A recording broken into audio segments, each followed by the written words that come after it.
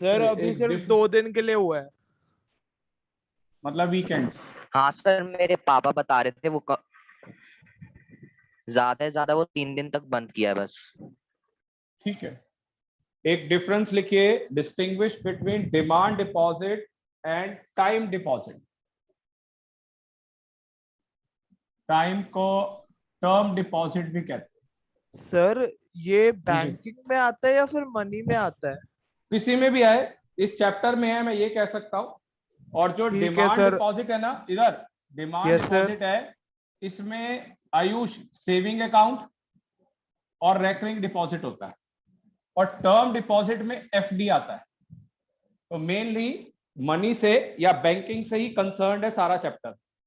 तो आपने याद रखना है कि ये सेविंग अकाउंट और रेकरिंग डिपॉजिट वो डिमांड डिपॉजिट है, और टाइम डिपॉजिट एफडी। ये आपको ना 1 मार्कर क्वेश्चन में फायदा होगा इसमें, 1 मार्कर में, क्योंकि उसमें आपसे पूछ सकते हैं टर्म डिपॉजिट क्या है और डिमांड डिपॉजिट। और वैसे भी ना देखो, जब ऐसा कोई चैप्टर हो ना बिल्कुल 100% थ्योरी, तो उसको इंटरेस्ट लेके समझना चाहिए, तब नॉलेज बढ़ती है। चलिए इसका डिफरेंस स्टार्ट करें।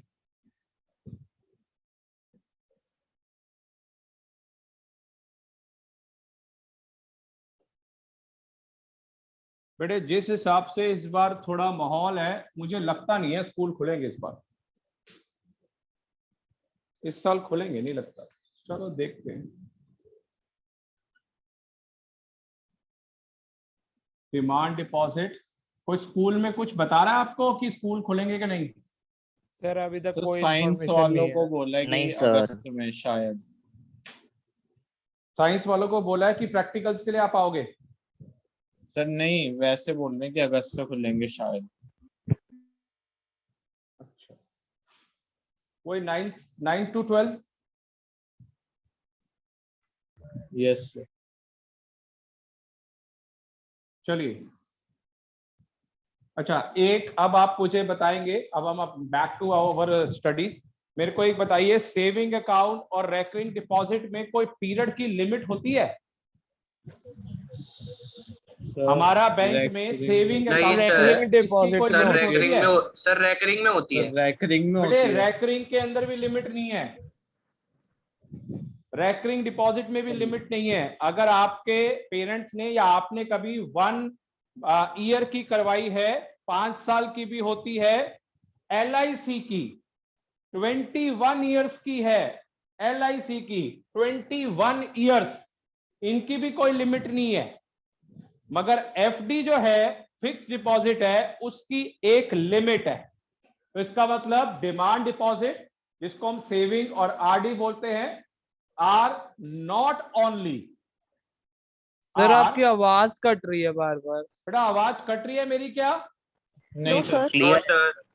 बेटा आप अपने लैपटॉप पे या किसी पे जिस पे आप अटेंड कर रहे हो क्लास में चेक करिए, या फिर दोबारा ज्वाइन करिए।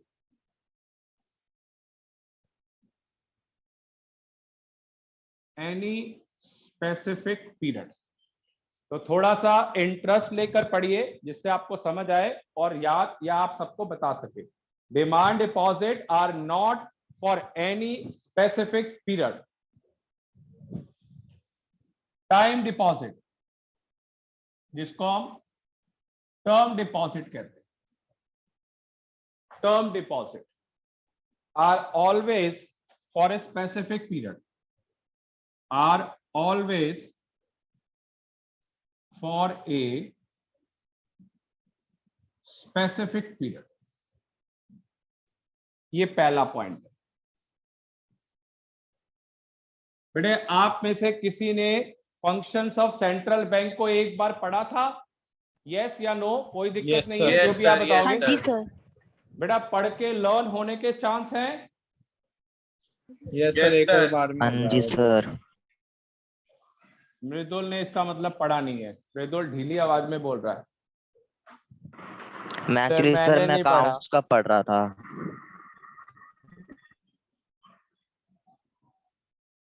Demand deposit can be withdraw, can be withdraw at any time, कभी भी विड्रॉ कर सकते हैं। Hence these are highly liquidity सबसे ज्यादा फ्लोटिंग बनी है।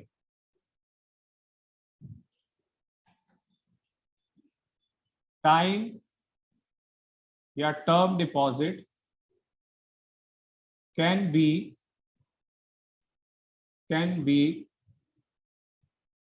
Withdraw after. सर हाँ जी सर, इधर वो क्या कहते हैं, बेसिस में, मीनिंग के बेसिस पे भी आ सकता है ना इनका? चांस कम है। कभी भी बेटा आपने बीएसटी पढ़ी है, उसमें sir. आपने सेविंग अकाउंट और आरडी और एफडी की डेफिनेशन वहां पे थी। वैसे भी आयुष एक बड़ी क्लासेस में ध्यान रखिए, जो डिफरेंस होता है ना आयुष, उसमें कभी मीनिंग नहीं आता, मीनिंग कभी भी नहीं आता डेफिनेशन में। वो तो हम स्पेशली अपनी तरफ से पॉइंट जोड़ देते हैं कि कुछ ज्यादा बेसिस बन जाए, मगर कभी भी ये जो है नहीं आता इसके अंदर। तो आपको नॉर्मल डेफिनेशन याद करने की जरूरत नहीं है। ठीक है सर। ठीक है। हेंस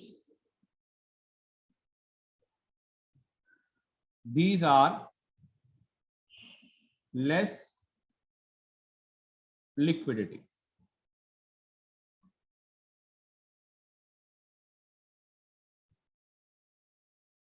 थर्ड पॉइंट पे आइए, interest.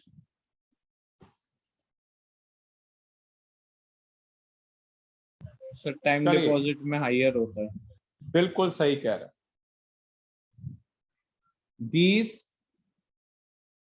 deposits has no or less interest. No or less interest. बेटा आपको शायद पता नहीं है, थोड़ा सा अगर आपको नॉलेज हो तो बता देता हूं। बेटा इंडिया से बाहर जितने भी बैंक्स हैं, ध्यान से सुनिए, कमर्शियल बैंक, वहां पे पैसे रखने के लिए हमें एक्स्ट्रा मनी देनी पड़ती है। मतलब there is no interest in commercial bank in foreign countries. हमारी कंट्री में तो आप फिर भी देख रहे हैं कि 3.5% पहुंच गया है।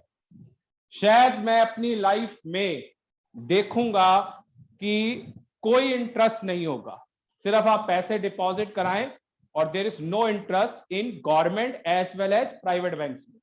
जो मुझे उम्मीद है, जब मैं यंग था उस टाइम पे मैंने अपनी लाइफ में 14% का इंटरेस्ट भी देखा हुआ है। जो चीज अगर आप 1 लाख डिपॉजिट करा रहे हो, वो 3.5 years में डबल अमाउंट होता था।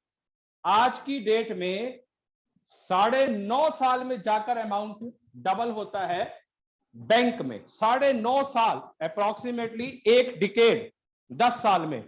तो दैट इज वाई लोगों ने अपना अमाउंट या फंड्स अलग अलग जगहों पे डालना शुरू किया। तो इसीलिए आने वाले टाइम में मेरे ख्याल में सेविंग अकाउंट में इंटरेस्ट बंद हो जाएगा। बस आप पैसा आपका सिक्योर्ड है, वो बैंक में रहेगा। अब तो बेटा बहुत कम लोग हैं जो एफडी कराते हैं, वो भी कम होता जा रहा है year by year, day by day. These deposits carry a fixed rate of sir interest. FD पे भी तो 5 to 6% से ज्यादा इंटरेस्ट नहीं मिलता ना? बेटे अब तो कहीं पे भी कुछ नहीं है। ये तो बेटा एंडलेस टॉपिक है डिस्कशन के लिए। कहाँ पैसा लगाना है, कहाँ नहीं लगाना, ये तो पेरेंट्स की अप्रोच है कि कहाँ पैसा बन सकता है। दैट इज वाई क्यों बैंक्स जो हैं अपने प्रोडक्ट्स बेच रहे हैं। टर्म इंश्योरेंस, मेडिकल इंश्योरेंस, ये क्या है? हम तो 1 मिनट में करवा रहे हैं, इनको बोला क्या जाता है? प्रोडक्ट्स। These are products. अलग अलग ब्रांचेस में ये चीजें खोल ली हैं इन्होंने। कि हमने अपने प्रोडक्ट को सेल करना है, प्री अप्रूव्ड लोन आ जाता है एवरी डे किसी ना किसी बैंक से एसएमएस, 10 मिनट में आपको लोन मिल जाएगा। तो they are selling their products. तो क्यों? क्योंकि लोग करवा ही नहीं रहे, नो एफडी नो आरडी, कुछ भी नहीं करवा रहे, तो कैसे चलेगा बैंक?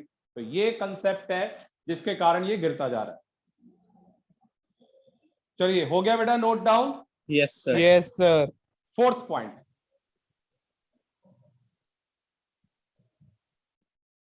इधर निखिल, मृदुल। Yes sir. हाँ जी सर। रेकरिंग डिपॉजिट और सेविंग अकाउंट डिमांड डिपॉजिट का कंसेप्ट है। इसमें और इसमें किसमें चेकबुक मिलती है? सर सेविंग सेविंग अकाउंट में। अकाउंट। सेविंग में सेविंग मिलती है। अकाउंट में चेक मिलते हैं, you can withdraw, but term time deposit या टर्म डिपॉजिट में चेक नहीं मिलते, चेकबुक नहीं उसमें मिलती। तो पैसा ही मैच्योरिटी के बाद मिलता है। बिल्कुल। चेकेबल, लिखिए checkable. These deposits are checkable, जहां पे चेक मिलते हैं, डिपॉजिट्स।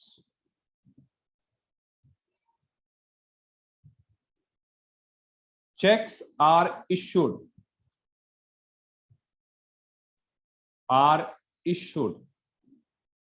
against these deposits, और टाइम डिपॉजिट में या टर्म डिपॉजिट में are not checkable. These deposits are not checkable deposits. Not checkable deposits. Checks are not issued against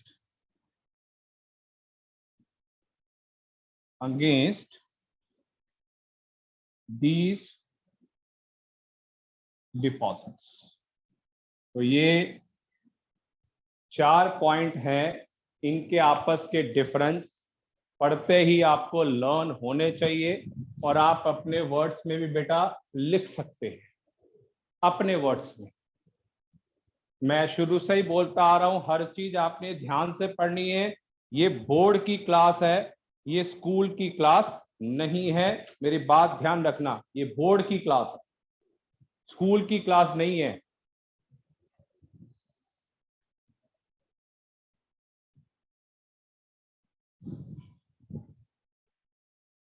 चलिए, हो गया नोट डाउन बेटा, बता दीजिए। Yes sir. Yes sir. हाँ जी सर। हाँ जी सर। चलिए, सबको बेटा एक क्वेश्चन करा रहा हूं, न्यूमेरिकल मनी सप्लाई। सबको M1 M2 M3 M4 याद है? सर M1 Yes, तो sir. याद है, बाकी sir. तीनों हाँ जी सर। पूरे तरह याद नहीं है। हाँ जी। क्योंकि थोड़ा थोड़ा ना मेरा हमेशा से रहा है इंटरेस्ट बना रहे चैप्टर में। तो चलिए लिखिए कैलकुलेट, क्योंकि काफी दिन हो गए इसको। कैलकुलेट M1 M2 M3 और M4 currency with the public. Amount है 19,000, 19,000। Saving deposit with post office, saving bank,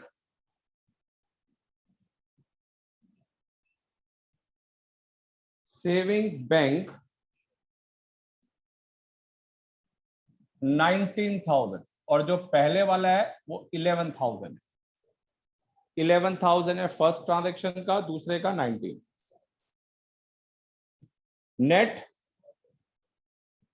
time deposit with banks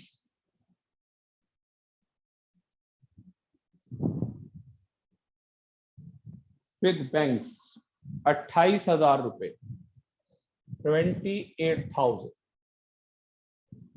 demand deposit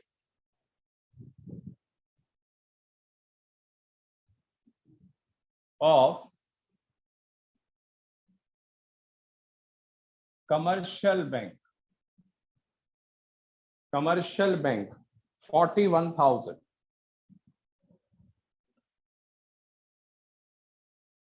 other deposit with RBI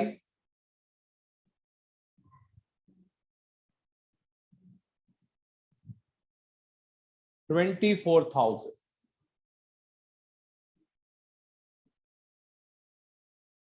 Total deposit with post office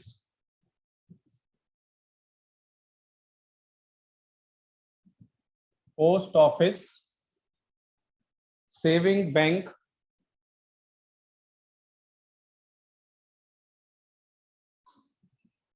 15,000। निकालिए answer. Sir M1 76,000 है इसको बेटा इधर देख आयुष, इसको 1,10,000 कर ले। 1,10,000 सर। 1,10,000। हाँ अब ठीक है सर। क्योंकि मेरे पास अनसॉल्व है, एक नेट फिगर गिवन है, आप निकालिए। M1 क्या आ रहा है, M2 क्या आ रहा है, M3 और M4 बताइए। अब सर पहला M1 है 1,75,000। करेक्ट। हाँ सर 1,75,000। 1,75,000 पहला बिल्कुल करेक्ट। दूसरा बताइए।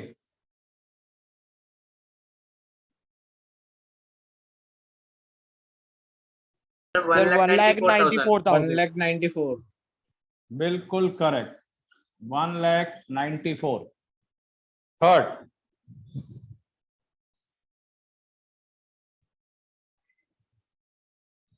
सर 2,03,000। 2,03,000 यस रुपए। सर 2,03,000। Last sir 2,18,000। बिल्कुल सही, इसको फॉर्मूले याद है। Yes sir same. 2,18,000।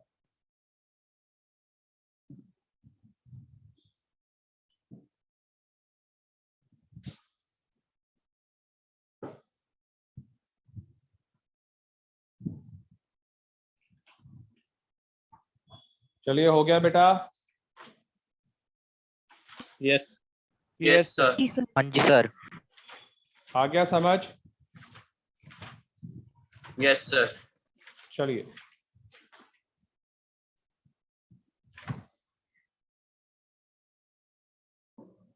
थोड़ा सा कमर्शियल बैंक का लिख रहा हूं, स्टार्ट करूंगा नेक्स्ट क्लास से, और नेक्स्ट वीक में चैप्टर खत्म हो जाएगा, नेक्स्ट चैप्टर शुरू हो जाएगा।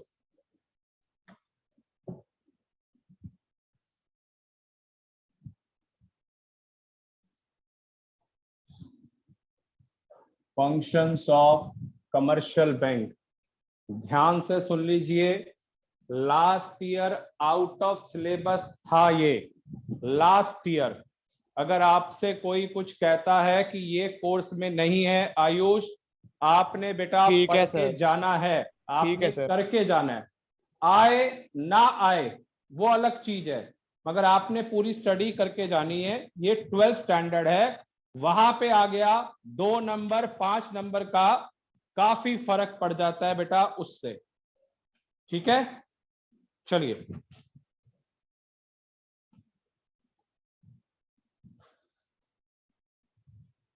दो टाइप्स में ये डिवाइड है। पहला प्राइमरी स्टेज, दूसरा सेकेंडरी स्टेज। प्राइमरी और सेकेंडरी स्टेज। इसके आगे बिल्कुल इसी तरीके से बनाइए शॉर्टकट से, जिससे याद हो जाए। प्राइमरी में एक्सेप्टिंग डिपॉजिट, डिपॉजिट्स क्योंकि कमर्शियल बैंक है, एक्सेप्ट करेंगे। दूसरा, प्राइमरी में एडवांसेस ऑफ लोन्स, सारे डिस्कस होंगे ये advances of loans.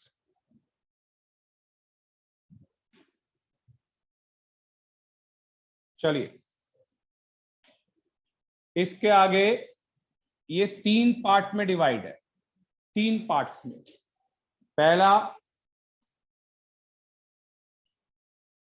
Current account deposit,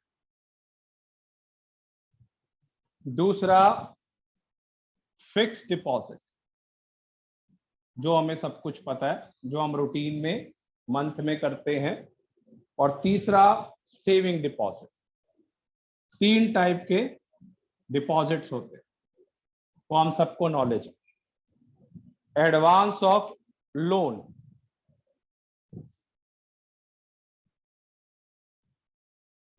तीन कैटेगरी में आगे डिवाइड है ये भी।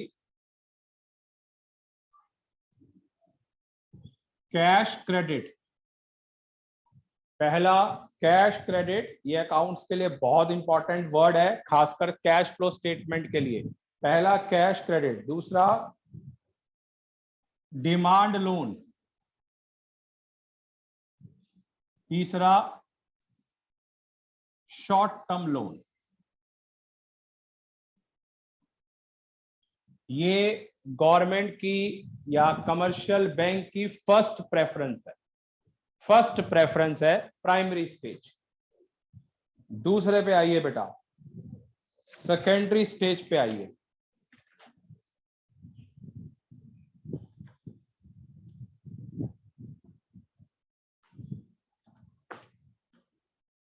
सेकेंडरी स्टेज या सर इसमें लोन फ्रॉम आरबीआई आता है क्या? नहीं बेटे, ये तो पब्लिक के साथ डील है, पब्लिक के साथ। चल बेटे, सेकेंडरी स्टेज, पहला ओवरड्राफ्ट फैसिलिटी, ये आयुष सारे डिस्कस होंगे, ओवरड्राफ्ट फैसिलिटी। दूसरा डिसकंटिन्यूएंस, डिसकंटिन्यूअस बिल ऑफ एक्सचेंज, ये बहुत इंपॉर्टेंट है थर्ड बुक के लिए, अकाउंट्स की थर्ड बुक के लिए। अगला agency function, agency function,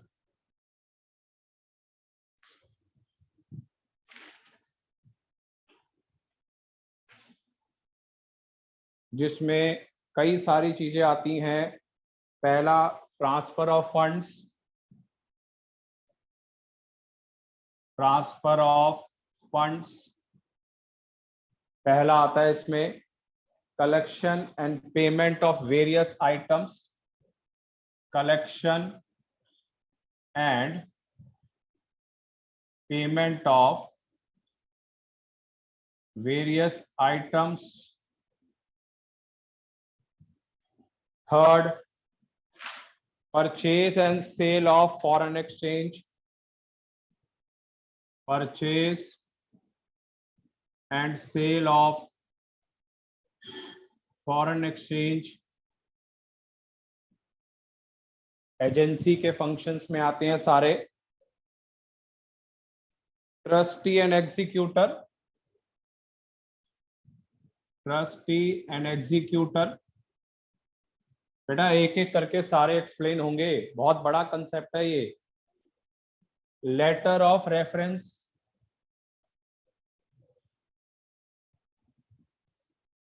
letter of reference मैंने कुछ कुछ लिख दिए हैं, सारे नहीं लिख रहा मैं। Last, fourth, journal utility function, journal utility functions. चलिए, पहला लॉकर फैसिलिटी।